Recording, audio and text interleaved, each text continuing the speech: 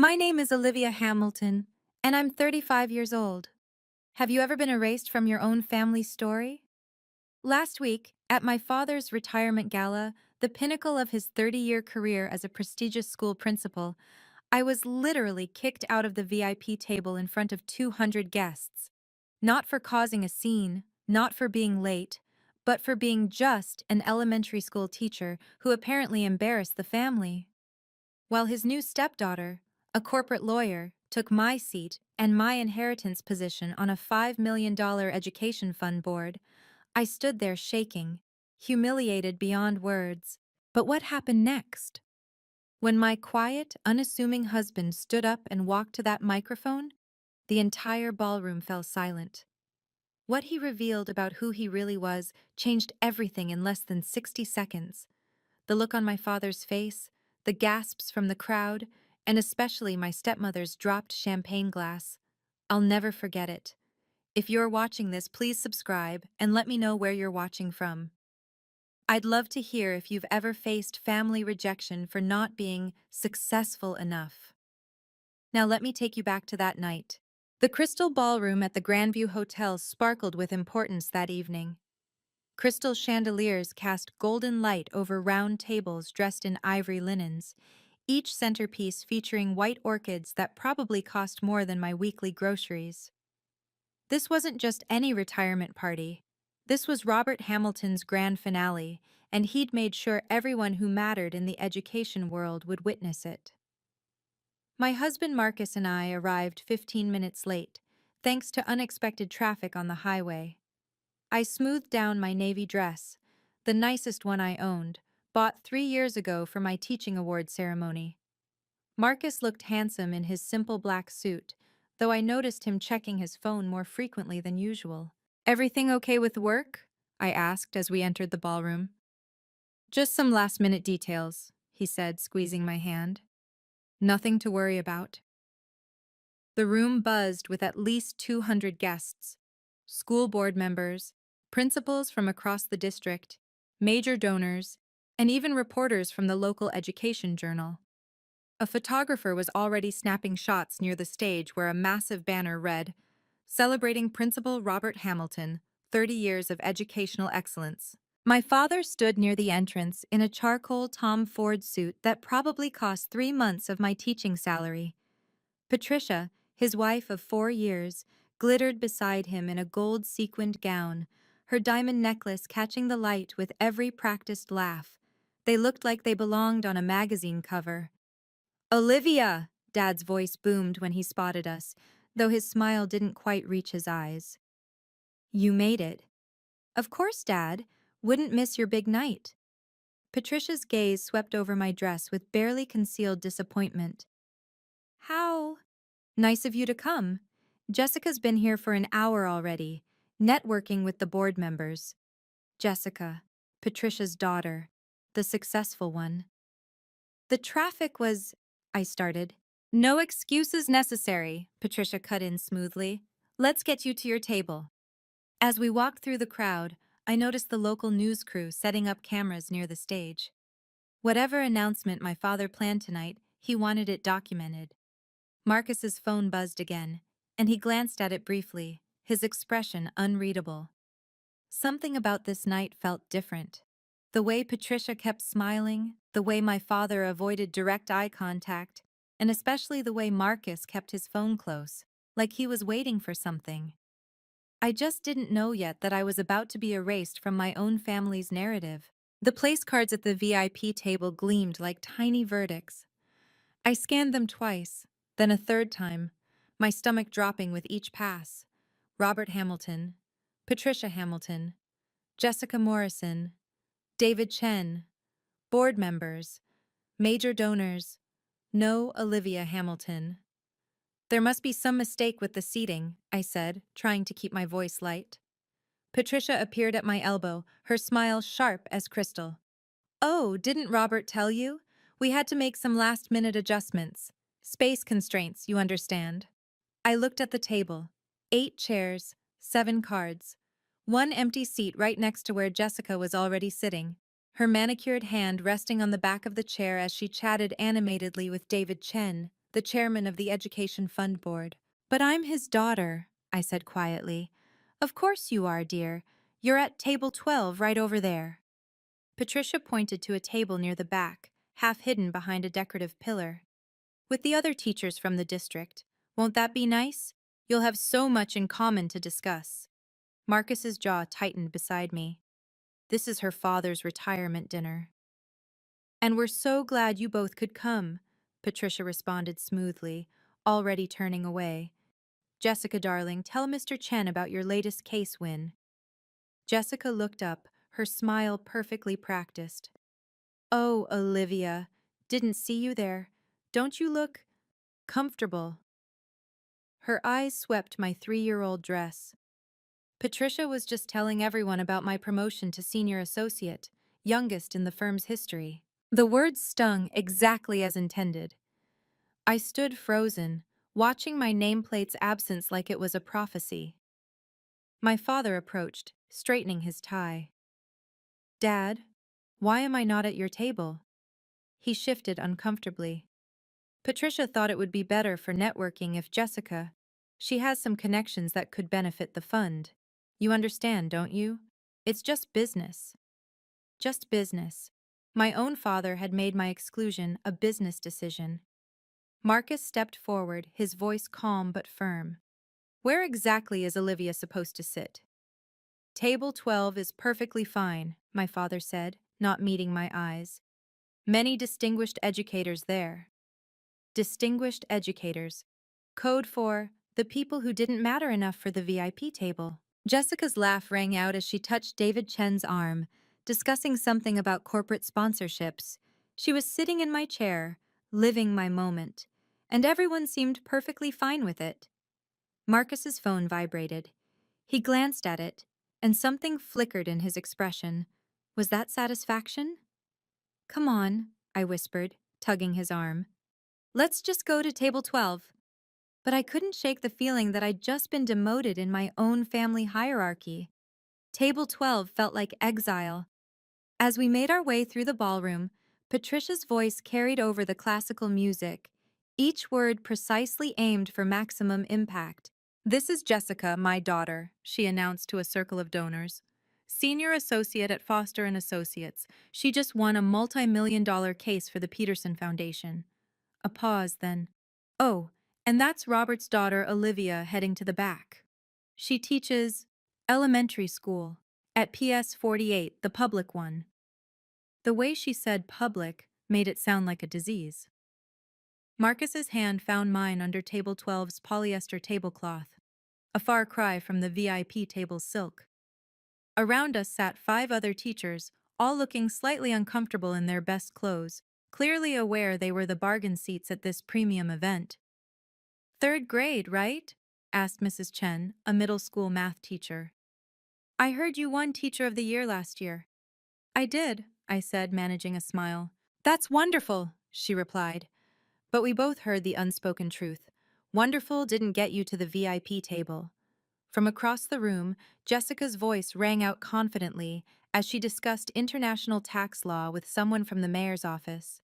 Every few minutes, Patricia would gesture in her direction, making sure everyone knew that was her daughter, the successful one. My father worked the room, and I counted. He introduced Jessica to 12 people in 15 minutes. He walked past our table twice without stopping. Marcus squeezed my hand tighter. His phone lit up with a message, and I caught a glimpse. "Confirmation received. Ready when you are." "What's that about?" I asked. "Just work," he said. But there was something in his tone I couldn't place. "How are you holding up?" "I'm fine," I lied. "No, you're not." His brown eyes met mine, steady and warm. "And you shouldn't have to be."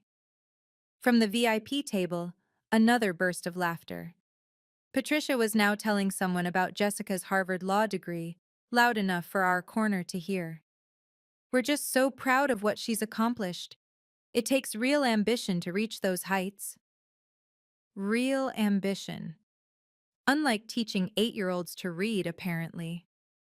Mrs. Chen leaned over sympathetically. "Family events can be complicated." I nodded, watching my father beam at Jessica as she showed him something on her phone, probably her latest bonus statement. Meanwhile, I had 28 students' handmade thank you cards in my desk drawer, but those didn't translate to networking opportunities. Marcus typed something quickly on his phone, then put it away. "Whatever you're planning," I whispered. "Don't. It's not worth it." He kissed my temple. "You're always worth it." The lights dimmed slightly as my father took the stage, tapping the microphone with practiced authority.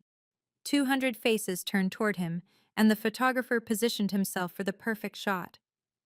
"Thank you all for joining us tonight," Dad began, his voice carrying that principal's authority I'd grown up admiring. "As I stand here, preparing to close this chapter of my career, I'm overwhelmed by gratitude." He launched into acknowledgments: the school board, fellow principals, major donors. Then came the personal section. My heart rate picked. "I'm blessed with a wonderful family," he said, gesturing to the VIP table. "My beautiful wife Patricia, who's been my rock these past 4 years. And I'm especially proud tonight to have Jessica Morrison here, Patricia's daughter, who I've come to think of as my own." As my own. The words hit like ice water. Jessica just made senior associate at Foster and Associates, the youngest in their history. Harvard Law, summa cum laude. She represents everything we hope education can achieve: ambition, excellence, and the drive to reach the very top of her field. The applause was enthusiastic. Jessica stood, waving graciously, her red designer dress catching every light. The photographer snapped multiple shots. I waited. Surely now he'd mention, "Family is everything," Dad continued, moving on to thank the catering staff. That was it. His other daughter, the one who'd followed in his footsteps into education, didn't merit a mention. 30 years in education, and he couldn't acknowledge the daughter who became a teacher. Mrs. Chen touched my arm gently. "That was expected," I finished, surprised by how steady my voice sounded. But inside, memories flooded back. Dad missing my college graduation because Patricia had planned a cruise, forgetting my birthday 2 years running.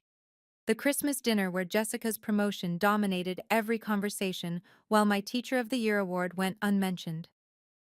"You know what?" Marcus said suddenly, his voice carrying an odd note. "I just remembered something." "What?" "The first time you told me about winning that teaching award, you were so excited you called your dad immediately." He paused. "He said he'd call you back. Did he ever?" The answer sat between us, heavy as stone. No, he never called back.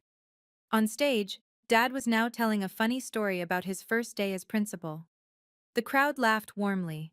He was charming, commanding, everything a leader should be, everything a father should be, except to the daughter who disappointed him by choosing passion over prestige. Marcus's phone buzzed. He read the message, and for the first time tonight, he smiled. "What?" I asked. "Just remembering why I married a teacher," he said, "and why that matters more than anyone in this room realizes." If you've ever felt invisible in your own family, or like your achievements don't matter because they're not flashy enough, please hit that subscribe button. Your support means everything, and I'd love to know.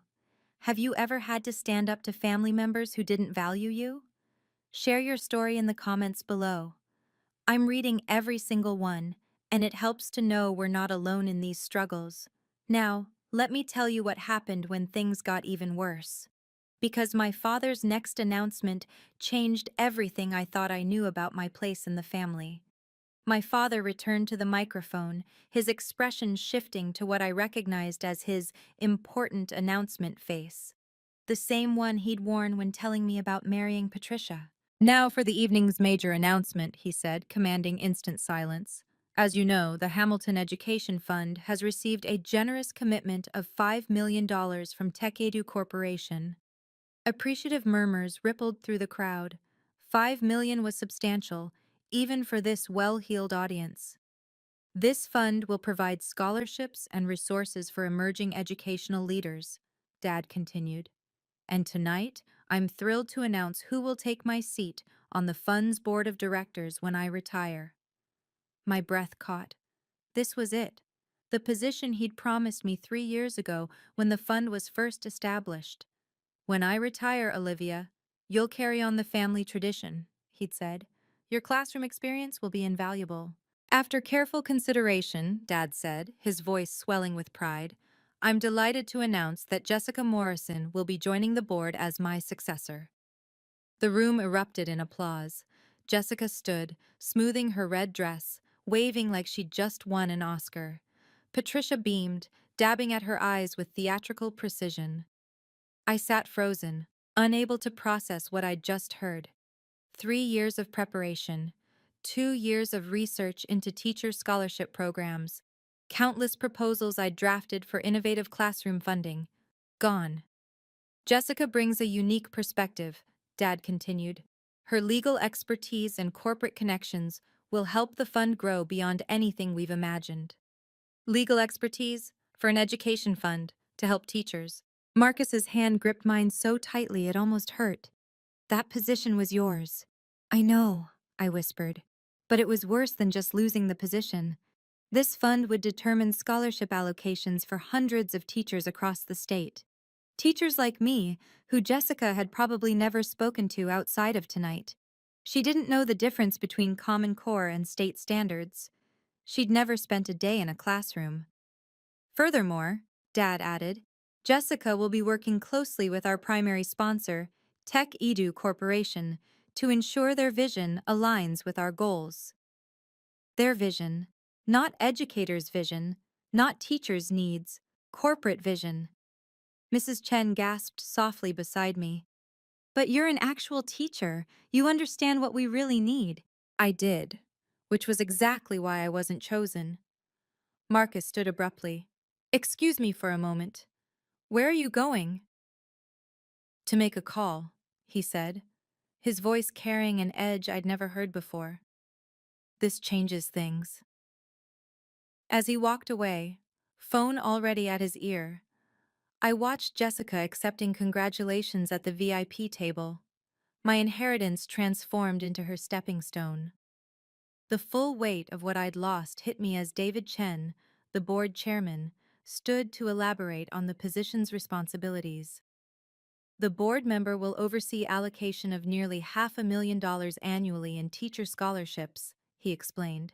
They'll determine funding priorities, select recipients, and shape the future of educational support in our state. $500,000 every year for teachers who desperately needed support. I thought about Mrs. Rodriguez at my school, taking weekend shifts at Target to buy classroom supplies. About James, the second-grade teacher who'd started a GoFundMe for special education resources. About my own $200 monthly spending on books and materials. This position could have changed all that. I've prepared a comprehensive proposal, Jessica was telling someone at her table, loud enough to carry, focusing on leadership development and administrative advancement programs. Administrative advancement, not classroom supplies, not teacher retention, not the things that actually mattered to the kids we taught every day. My phone buzzed with a text from Marcus. Need you to trust me. Something important is about to happen. I looked around, but couldn't spot him in the crowd. Where had he gone? Patricia's voice cut through my thoughts as she addressed a group near our table, ensuring we could all hear. Jessica's already identified several partnership opportunities with corporate sponsors. Real innovation, not just the same old classroom charity drives. Classroom charity drives. Is that what she thought of our fundraising efforts? 2 years, I said quietly to Mrs. Chen. I've spent 2 years researching teacher burnout, creating retention strategies, designing mentorship programs. We know, she said gently. We all know what you've done for this community. But knowing didn't matter. Not here, not in this room where success was measured in billable hours and corporate connections. My father was back at the microphone. Jessica will bring fresh perspective to education funding. Sometimes it takes an outsider to see what insiders miss. An outsider. After 30 years in education, he truly believed an outsider would serve teachers better than an actual teacher. My phone lit up with another message from Marcus. Watch David Chen. This is important. I looked toward the VIP table. David Chen was reading something on his phone, his expression shifting from casual interest to sharp attention. He glanced around the room, searching for someone. Before we continue, David said, standing suddenly, I'd like to clarify something about our corporate sponsors. The room quieted. This wasn't part of the program. Patricia looked confused. Jessica's smile faltered slightly. And somewhere in the crowd, my husband was orchestrating something I didn't yet understand. I couldn't sit there anymore, not with 200 people witnessing my erasure. My legs moved before my brain caught up, carrying me toward the VIP table with a determination I didn't know I possessed. Dad, we need to talk. The conversation at the table stopped. 7 faces turned toward me, including Jessica's perfectly composed smirk. Not now, Olivia. His tone carried that principal's authority that used to make students freeze. Yes, now, this can't wait. You're making a scene! Patricia's voice was ice wrapped in silk. Am I? Because I thought we were celebrating education tonight. I kept my voice steady, professional, the same tone I used with difficult parents. That position was promised to me 3 years ago. Circumstances change, Dad said, not meeting my eyes. What circumstances? My teaching award? My master's degree? My decade of classroom experience? Jessica laughed, a tinkling sound like breaking glass. Olivia, managing a multi-million-dollar fund requires more than good intentions. You're right. It requires understanding what teachers actually need. Which is why we need someone with real-world experience, Patricia interjected. Real-world experience?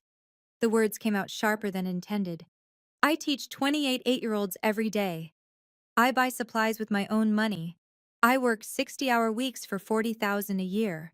How much more real does it get? People at nearby tables were turning to watch. Someone had their phone out recording. This is embarrassing, Dad hissed. You need to leave, now. Embarrassing? What's embarrassing is giving an education board seat to someone who's never set foot in a classroom. Security, Patricia called out, raising her hand. 2 security guards started moving toward us. The photographer was snapping pictures. This was it, the moment I became the crazy daughter who ruined her father's retirement. I'm going, I said, backing away. But everyone here should know that Robert Hamilton just chose networking over knowledge, connections over compassion. His legacy isn't education, it's opportunism. Get out. Dad's face was red, his composure finally cracking. You're no longer welcome here. The words hit harder than any slap. No longer welcome. At my own father's retirement.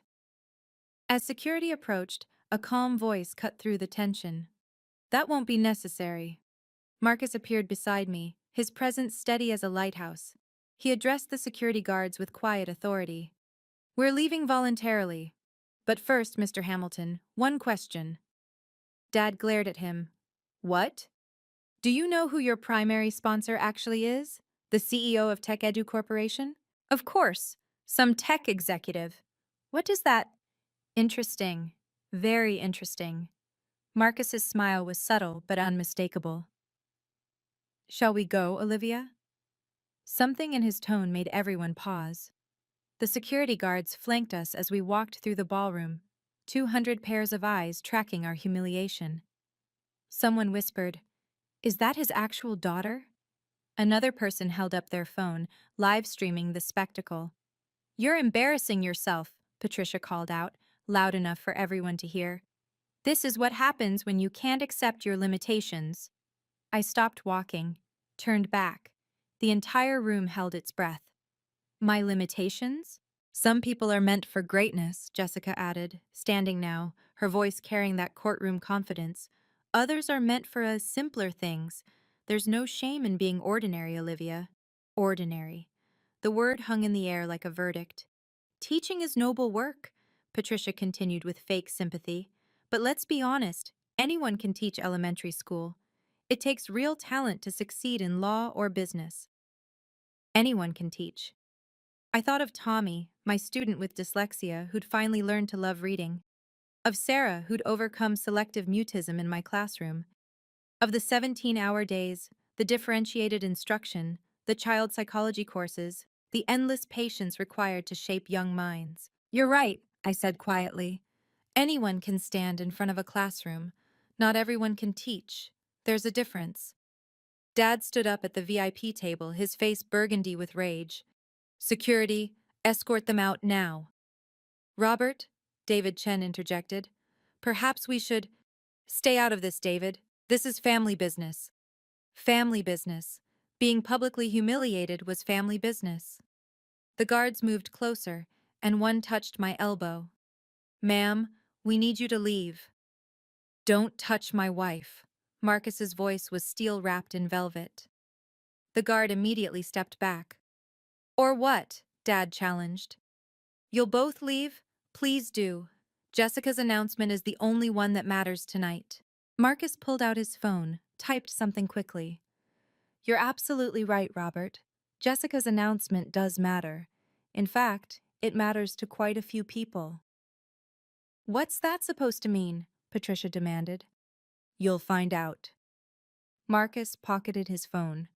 David, you might want to check your email. I just sent you something important. David Chen frowned, pulling out his phone. His eyes widened as he read. What did you— Dad started. Nothing that wasn't already in motion, Marcus said calmly. Olivia, let's go. We don't need to be here for what happens next. As we walked toward the exit, I heard David Chen's urgent voice.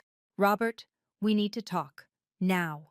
The last thing I saw was my father's confused face as David Chen showed him something on his phone, and Patricia's perfectly composed expression beginning to crack. We were almost at the ballroom doors when Marcus stopped abruptly. Actually, I've changed my mind.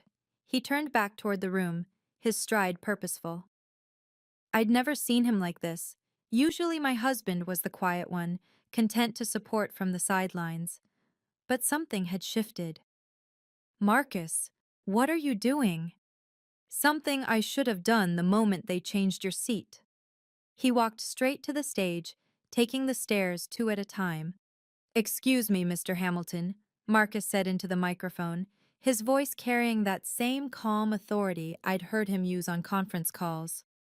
One quick question before we go. Dad looked ready to explode. Get off that stage. Just one question. You mentioned Techedu Corporation is providing $5 million to your fund.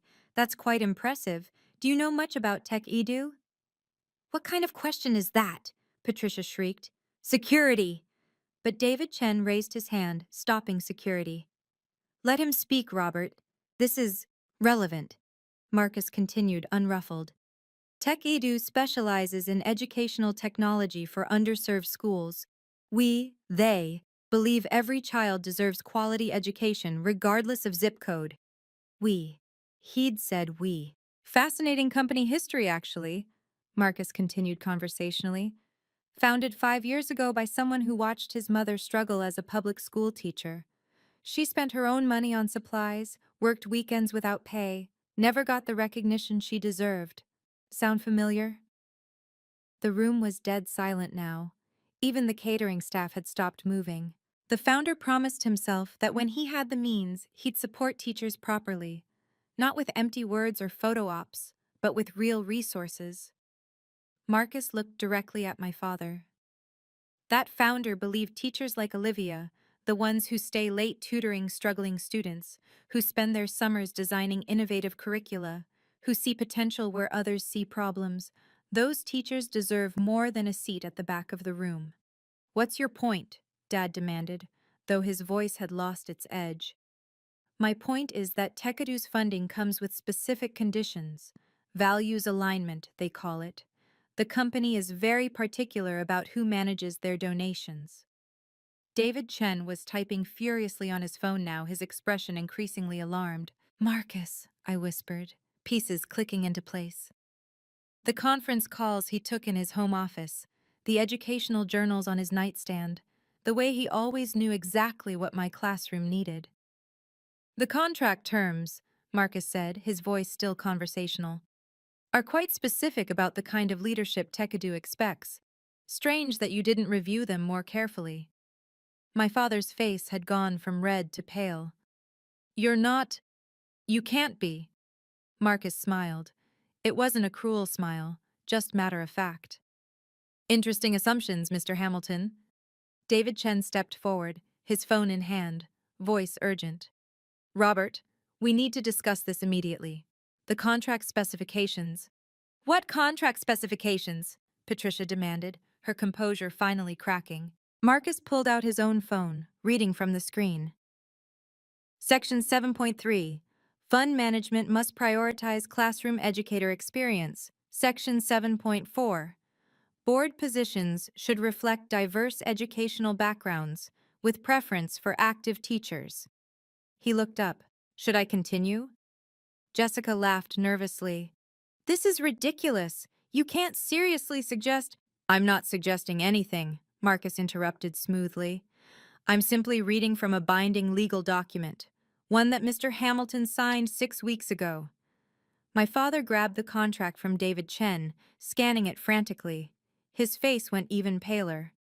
Furthermore, Marcus continued, Tech Edu reserves the right to withdraw funding if these conditions aren't met. It's all there in black and white. You set us up, Patricia hissed. No, we offered $5 million with clear conditions. You just assumed you could ignore them. Marcus's voice remained perfectly professional. Interesting how you never bothered to ask who ran Tech Edu. You saw the money and assumed the details didn't matter. I noticed something then. The Tech Edu logo on the massive backdrop behind the stage. The same stylized apple with a graduation cap I'd seen on Marcus's laptop screen dozens of times. How had I missed it? This is entrapment. Jessica stood up, her lawyer instincts kicking in. Actually, it's contract law, Marcus replied. Your specialty, I believe? Then you'll appreciate Section 12.1. Any public announcement of board positions without sponsor approval constitutes breach of contract. The room buzzed with whispers. Phones were out everywhere, recording this unprecedented reversal. David Chen cleared his throat. Robert, as board chairman, I have to ask, did you review this contract with legal counsel before signing? Patricia said Jessica had reviewed it. All eyes turned to Jessica, who suddenly looked less like a senior associate and more like a deer in headlights. I skimmed it. It seemed standard. Skimmed. David Chen's tone could have frozen water. A $5 million contract and you skimmed it. Marcus stepped back from the microphone. Mr. Chen, I believe you have some decisions to make about the fund's leadership. We'll await your response. As he walked back toward me, the room erupted. David Chen was calling an emergency board meeting. Patricia was screaming at Jessica. My father stood frozen, staring at the contract like it might disappear if he looked hard enough. And on the backdrop behind them all, the Tech Edu logo seemed to glow a little brighter. Are you still with me? If this story resonates with you, please take a second to like this video. It really helps more people find these stories. And if you're wondering what Marcus is about to reveal, trust me, you won't want to miss this next part. Have you ever had someone stand up for you when you couldn't stand up for yourself? That moment when someone you love shows you just how valued you really are? Let me know in the comments. Now here's where everything changed, where the truth finally came out in front of everyone. Patricia's composure shattered completely. She grabbed the microphone from the podium, her voice shrill with desperation.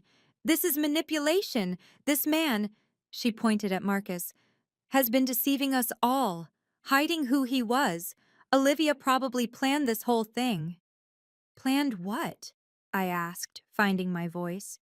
Planned to be humiliated at my father's retirement? Planned to be told I'm an embarrassment to the family? You are an embarrassment. Patricia's mask finally slipped entirely. A teacher making $40,000 a year, driving a 10-year-old Honda, shopping at Target. Do you know how it looks when Jessica and I have to explain you at country club events? The room gasped collectively. Someone whispered, "She actually said that out loud." "And you," Patricia turned on Marcus, "pretending to be some nobody when you're—" "When I'm what?" Marcus asked calmly. "A successful man who loves his wife, who's proud that she shapes young minds, who thinks her work matters more than any corporate deal." Jessica grabbed the microphone from her mother. "This doesn't change anything. I have the qualifications, I have the connections." "You have no experience with education," I said, stepping forward. "Name one educational theory, one classroom management technique, one learning disability accommodation." Silence. "That's what I thought." "Experience doesn't matter when you have talent," Jessica snapped. "Some people are born leaders. Others are just teachers." Just teachers. There it was again. My father finally found his voice. "Olivia has always lacked ambition, always settled for less.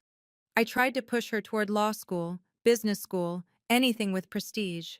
But she chose this. This. 10 years of dedication reduced to a disappointed this." "You know what?" I said, my voice carrying across the silent ballroom. "You're right. I chose this. I chose to wake up every day and make a difference. I chose to be the person kids run to with their problems. I chose meaning over money." "How noble," Patricia sneered. "And how convenient that your husband's money lets you play teacher without worrying about bills." The accusation hung in the air like poison. Around us, 200 people watched this family implode, their phones capturing every word. "My wife," Marcus said quietly, "has never taken a penny from Tekadu. She doesn't even know the full extent of—" He stopped. "Actually, you know what? It's time everyone knew exactly who deserves respect in this room." He walked back to the stage with purpose, and this time, no one tried to stop him. "Ladies and gentlemen, I have an announcement." Marcus stood at the podium with a quiet confidence I'd seen him display only in our most private moments, when he talked about changing education, about making a difference. The ballroom fell completely silent. "My name is Marcus Hamilton," he began. "Yes, I took my wife's last name when we married. She doesn't know this, but it was because I wanted to honor the only Hamilton who actually understands what education means." My breath caught. He'd never told me why he'd taken my name. 5 years ago, I watched my wife come home crying because she'd spent her entire paycheck on books for her classroom. That same night, she stayed up until 3 a.m., creating individualized learning plans for each of her students. His voice carried across the room with devastating clarity. "That's when I decided to build something that would support teachers like her." "Every CEO in this room," Marcus continued, his gaze sweeping the crowd, "every lawyer, every successful person here, we all started with a teacher. Someone who saw potential in us. Someone who stayed after school to help us understand. Someone who believed in us when we didn't believe in ourselves." David Chen nodded slowly, his expression thoughtful. "But we forget them, don't we? We achieve success, and suddenly those teachers become embarrassments. Not impressive enough for our galas, not worthy of our VIP tables." "This is grandstanding," Patricia protested weakly. "No," Marcus replied. "This is truth. Olivia has touched more lives in 1 year of teaching than most of us will in entire careers. Her students write to her years later. Parents credit her with changing their children's trajectories. But tonight, she wasn't good enough for the family table." He pulled out his phone, projecting something onto the screen behind him. It was a photo, my classroom, walls covered with student artwork, achievement certificates, and thank you letters. "This is what real success looks like. This is what actually matters." His voice grew stronger. "And if Robert Hamilton can't see that, if he values networking over knowledge, prestige over purpose, then he doesn't deserve what Tekadu offers." "You can't withdraw funding over personal issues," Jessica called out, her lawyer instincts kicking in. Marcus smiled slightly. "I'm not withdrawing anything over personal issues. I'm withdrawing it over values misalignment. Section 3.2 of the contract. The sponsor reserves the right to redirect funds, if the recipient organization fails to demonstrate commitment to classroom educator support. Redirect? David Chen asked sharply. Redirect where? Marcus looked directly at me, and for the first time that night, his professional mask slipped, revealing pure love and pride. To someone who actually deserves it. I should properly introduce myself, Marcus said, his voice carrying absolute authority now. I'm Marcus Hamilton, founder and CEO of TechEdu Corporation. The ballroom erupted, gasps, exclamations, chairs scraping as people stood for a better view. The photographer's camera clicked rapidly, capturing the moment my father's empire crumbled. That's impossible, Patricia stammered, gripping the table edge. You're nobody. You drive a Honda Civic. You shop at Costco. I do, Marcus agreed. Because I'd rather put money into classrooms than into status symbols. Revolutionary concept, I know. My father had collapsed into his chair, his face ash gray. You've been lying to us for 7 years. I never lied. You never asked. You assumed a quiet man who supported his teacher wife must be unsuccessful. Your prejudice blinded you. Jessica's phone rang. She answered reflexively, her face draining of color as she listened. I understand. Yes, sir. She hung up, looking stunned. That was managing partner Richardson. Foster and Associates wants to discuss the firm's reputation risk. What? Patricia shrieked. The live stream of tonight has already hit 50,000 views, someone called out. It's trending. David Chen stepped forward. Mr. Hamilton, Marcus, as board chairman, I need to know your intentions regarding the fund. Marcus never broke eye contact with my father. TechEdu Corporation is withdrawing all funding from the Hamilton Education Fund, effective immediately. You can't, my father roared, finally finding his voice. We have a contract, which you violated the moment you announced Jessica's appointment without sponsor approval. Your own lawyer should have caught that. He glanced at Jessica. Oh, wait. The irony was devastating. Jessica's incompetence had given Marcus the perfect exit clause. Furthermore, Marcus continued, I'm establishing a new fund, the Olivia Hamilton Excellence in Teaching Foundation. $5 million, managed by actual educators for actual educators. The teachers at Table 12 started applauding. Then Table 11 joined. Soon, half the room was clapping. All the educators who'd been relegated to the back, all the ordinary people who actually understood what mattered. David, Marcus addressed the board chairman, I'd like you to consider chairing the new foundation. We need someone with your integrity.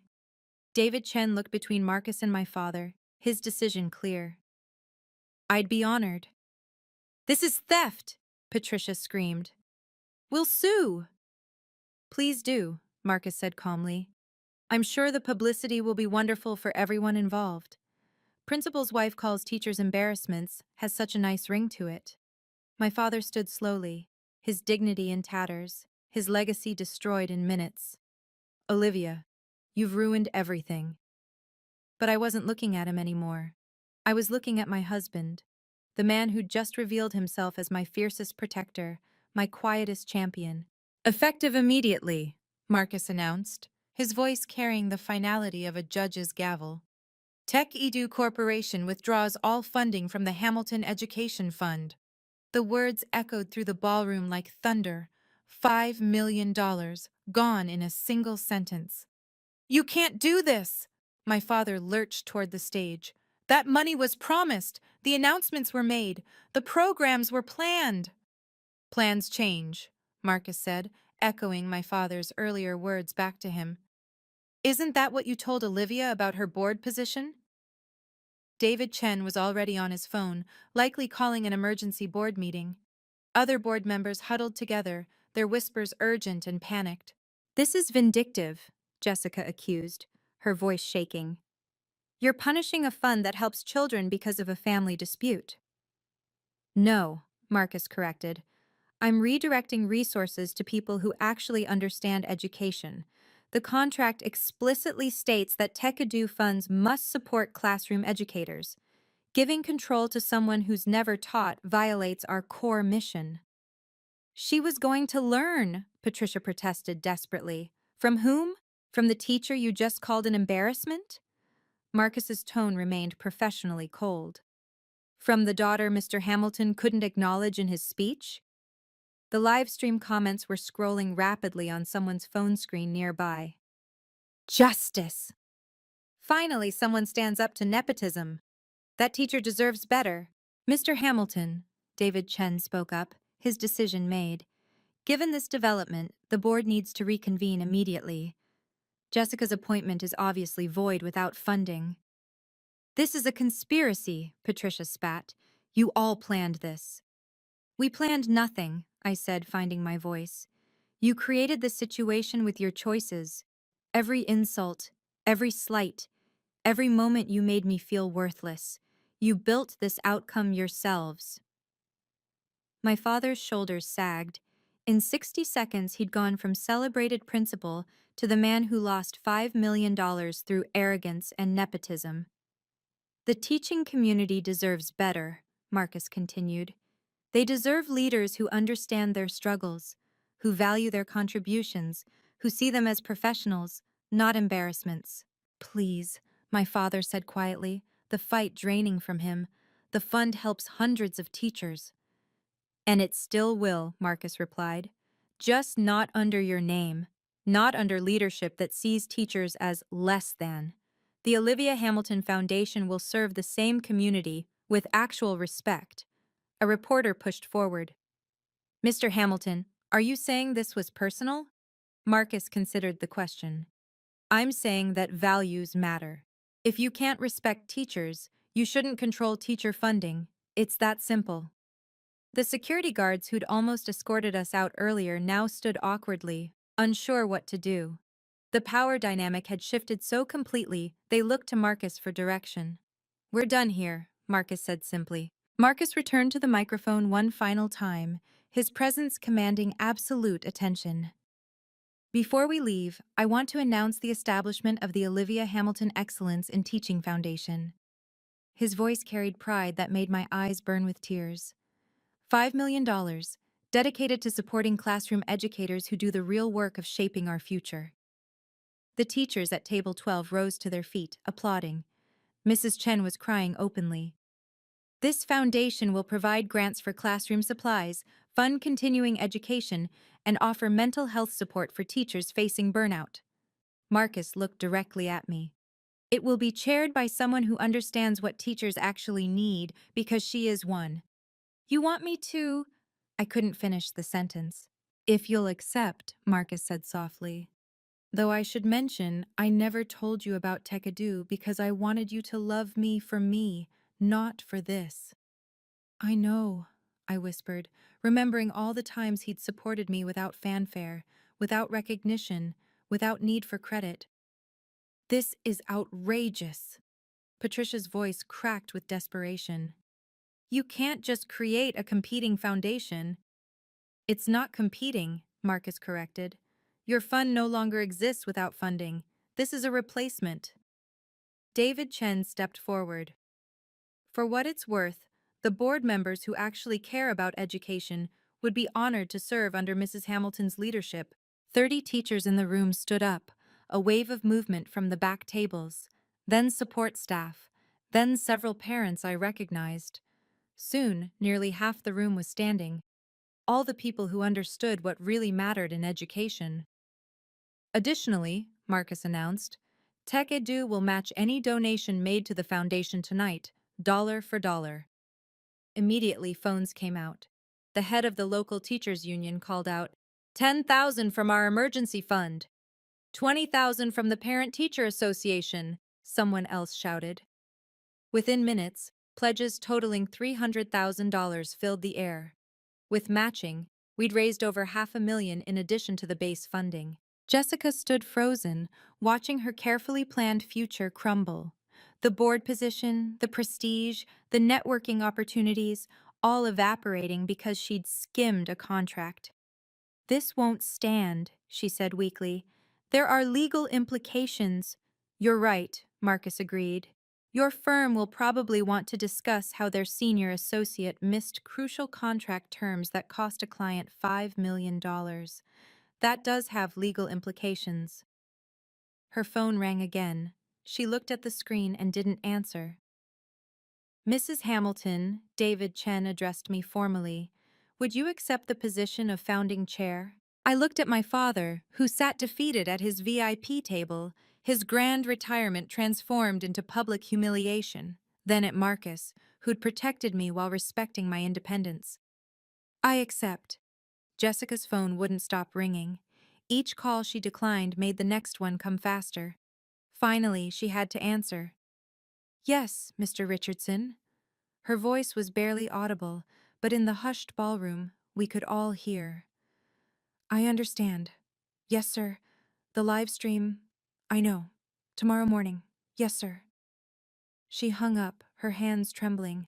The senior associate who'd strutted in designer heels now looked like a law student who'd failed the bar. They want to discuss damage control, she said numbly. The firm's biggest education client saw the stream. They're reconsidering their representation. What did you expect? Mrs. Chen asked, not unkindly. You publicly insulted an entire profession. Teachers are parents, too. They're voters, they're clients.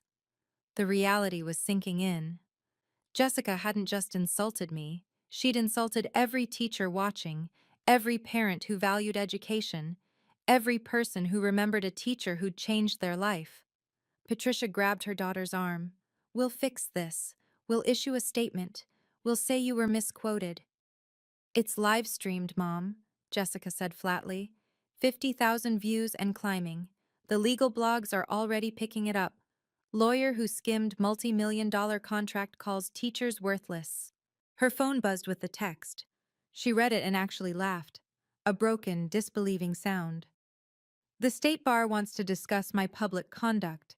Apparently, demeaning educators violates professional ethics standards. Marcus spoke quietly. Actions have professional consequences. You chose to build your career on stepping on others. Now others are stepping back. This is your fault. Patricia turned on me viciously. If you'd just accepted your place, her place, Marcus interrupted. Her place is wherever she chooses to stand. And tonight, she's standing as the head of a foundation that will actually help teachers, not just use them for photo opportunities. David Chen cleared his throat. Robert, the board needs your resignation letter by Monday. Given tonight's events, your continued involvement would be problematic. My father didn't respond. He sat staring at the tablecloth, aging years in minutes. For what it's worth, I said quietly, I never wanted this. I just wanted to be included, to be valued, to have my father proud of what I do. I was proud, he said hoarsely. I wanted more for you. More than shaping the future? More than being loved by 28 kids who think I hung the moon? More than making a real difference? I shook my head. That's not more, Dad. That's just different. And different isn't better. Jessica's phone rang again, another client pulling out, another consequence landing. The empire built on dismissing teachers was crumbling, one phone call at a time. By the time we left the ballroom, the video had gone viral. 2 million views in 3 hours. The hashtag #HatchTeachers_deserve_respect was trending nationally. My phone hadn't stopped buzzing. Messages from former students, fellow teachers, parents who'd heard what happened. The story had struck a nerve. Every teacher who'd been told they were just a teacher, every educator who'd been asked, "But what's your real job?" The internet never forgets, Marcus said as we sat in our car, watching the numbers climb on social media. The fallout was swift and merciless. Screenshots of Patricia calling teachers embarrassments became memes. Jessica's, "Some people are meant for greatness, others for teaching," was printed on protest signs outside Foster and Associates by morning. My father's reputation, built over 30 years, destroyed in one night.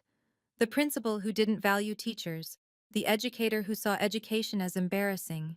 The irony was devastating. 3 days later, the school board released a statement. In light of recent events, Robert Hamilton has voluntarily accelerated his retirement, effective immediately. Voluntarily. We all knew what that meant. Patricia and Jessica moved to Connecticut within the month. Jessica's partnership track at Foster and Associates had been indefinitely postponed. She took a position at a small firm specializing in real estate law. No more education clients, no more prestigious cases.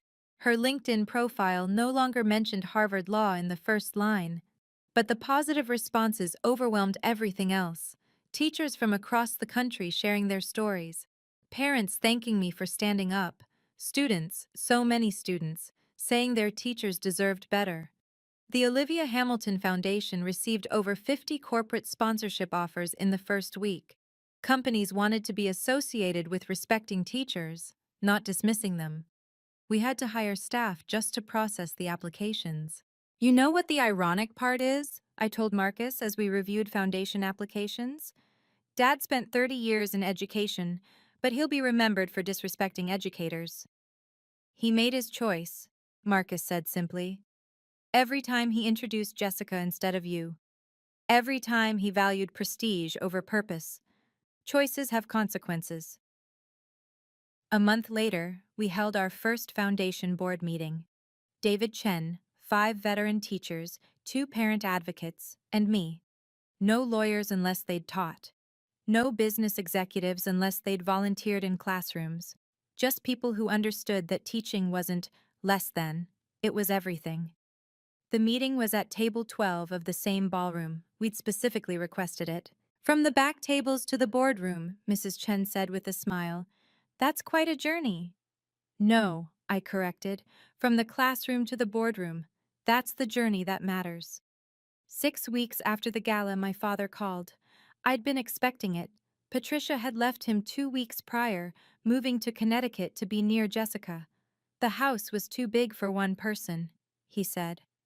The silence was deafening. Olivia, we need to talk. We're talking now. In person. Please. His voice sounded older, fragile. I need to apologize. Do you?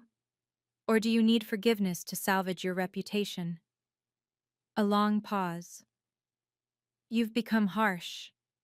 No, Dad. I've become clear. There's a difference. What I did was wrong, he said finally. I see that now. What exactly was wrong? Be specific. Another pause. I could picture him struggling, still unable to fully admit his failures. I shouldn't have given Jessica your position. And? I shouldn't have excluded you from the VIP table. And? Olivia, please. You've made your point. You've destroyed everything.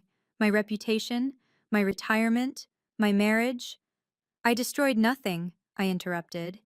You did that yourself. Every choice you made led to that moment. I just stopped protecting you from consequences. You're my daughter. Doesn't that mean anything? It meant everything to me. But what did it mean to you? Was I your daughter when you forgot my birthday twice? When you missed my teaching award ceremony for Patricia's book club? That's not fair. When you introduced Jessica as the daughter you're proud of? When you called my career an embarrassment? Was I your daughter then? Silence stretched between us, years of hurt condensed into seconds. What do you want from me? He asked finally. Nothing. That's the point. I don't need anything from you anymore. So that's it? You're cutting me off? I'm setting boundaries. If you want a relationship, here are my terms. 6 months of family therapy, a public apology to the teaching community, and a genuine effort to understand why what you did was wrong, not just the consequences, but the actual harm. That's ridiculous. I'm not going to therapy like some. Then we're done. Your choice, Dad, just like it's always been your choice. You've changed, he said bitterly. Marcus has turned you against me. No, Dad. Marcus showed me I deserved respect. You showed me you wouldn't give it. That's not the same thing. I hung up gently. No anger, no satisfaction, just peace. He didn't call back, didn't meet my terms, made his choice again. And for the first time in my life, I was okay with that. His approval was no longer my measure of worth. 6 months later, the Olivia Hamilton Foundation had awarded 127 scholarships to teachers pursuing advanced degrees. We'd provided emergency grants to 89 classrooms facing supply shortages. We'd funded mental health support for over 200 educators experiencing burnout. But I still taught third grade at PS 48. "Why don't you quit?" a reporter asked during an interview. "You're running a multi-million-dollar foundation." "Because I'm a teacher," I replied simply. "The foundation exists to support teachers. How can I do that if I stop being one?" Marcus and I had moved nothing about our daily life. We still lived in our modest two-bedroom apartment. He still drove his Honda Civic. I still shopped sales for classroom supplies, though now the foundation reimbursed me, and every other teacher who submitted receipts. The real change was internal. I walked taller, spoke clearer, set boundaries without apology. "Mrs. Hamilton!" Tommy, my former student with dyslexia, now in 5th grade, ran up to me in the hallway. "I got into the advanced reading group." "That's amazing, Tommy." "My mom says it's because you taught me that different isn't less than, just different. Different isn't less than." My father's words, reversed and redeemed. Marcus and I were stronger than ever. The secret he'd kept, it hadn't been about deception, but protection. He'd wanted me to be valued for myself, not his money.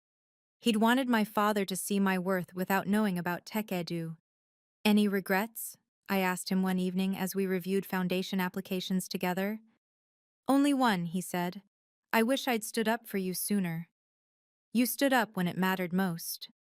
We'd been trying for a baby for 2 years. The stress of family drama hadn't helped. But now, with peace in our lives, with boundaries firmly set, something shifted. The test showed 2 lines. "A teacher's baby," Marcus said, his hand on my still flat stomach. "They're going to change the world." "Every baby changes the world," I corrected. "Teachers just help them realize it." My father hadn't met my terms. No therapy, no apology, no effort to understand. Patricia sent occasional nasty emails that went straight to spam. Jessica had reinvented herself as a work-life balance coach on Instagram, never mentioning her legal career. But I had 28 eight-year-olds who thought I was magic, a husband who saw my true worth, a foundation helping thousands of teachers, and now, a baby on the way. Different wasn't less than. It was everything. Looking back now, I realize the most important lesson from that night wasn't about revenge or justice. It was about recognition, not from others, but from ourselves. Your worth isn't determined by someone else's inability to see it. Read that again. Your worth exists regardless of who acknowledges it. I spent 35 years seeking my father's approval, measuring my success through his eyes. But teaching isn't less than law. Caring isn't less than competing. Service isn't less than status. These are different paths, not different values. The hardest boundary I ever set wasn't with my father, it was with myself. The boundary against self-doubt, against internalized criticism, against believing that choosing purpose over prestige made me less than. Marcus didn't save me that night. He revealed what was already true, that my work mattered, that my choice had value, that the 28 kids who learned to read in my classroom were just as important as any corporate merger. The foundation has grown beyond anything we imagined. But you know what makes me proudest? Last week, one of my former students became a teacher. She said, "Mrs. Hamilton, you showed me that teaching is a superpower." It is. Every teacher reading this, watching this, living this, you have superpowers. You shape minds. You build futures. You catch children when they fall and teach them to fly. That's not ordinary. That's extraordinary. My father and I haven't spoken in 8 months. Maybe we never will. But I've learned that family isn't about blood. It's about respect. It's about the people who see your worth when you're doubting it yourself. It's about the husband who builds an empire to honor your work. It's about the students who write thank you letters 10 years later. For those of you facing similar situations, whether it's family, friends, or colleagues who diminish your choices, remember this. Their inability to see your value doesn't diminish it. Their need to rank worth by salary doesn't define it. Their discomfort with your joy doesn't destroy it. Set your boundaries with love, but hold them with steel. You deserve to be celebrated, not tolerated. You deserve to be valued, not compared. You deserve respect for the path you've chosen, especially when that path serves others. And sometimes, just sometimes, the universe conspires to give you a Marcus, someone who sees you, values you, and when necessary, reveals the truth about your worth to the world. But even if it doesn't, even if you're standing alone at table 12 while others sit at the VIP table, remember that your worth isn't determined by your seat assignment. It never was. Thank you so much for listening to my story. If it touched you in any way, please subscribe and hit the notification bell. I share stories like this every week. I'd love to hear from you. Have you ever had to choose between family approval and self-respect? What would you have done in my situation? And teachers, what's the most dismissive thing someone said about your profession? Let's celebrate each other in the comments. Remember, you deserve to be valued for who you are, not who others want you to be. Until next time, stay strong and keep setting those boundaries.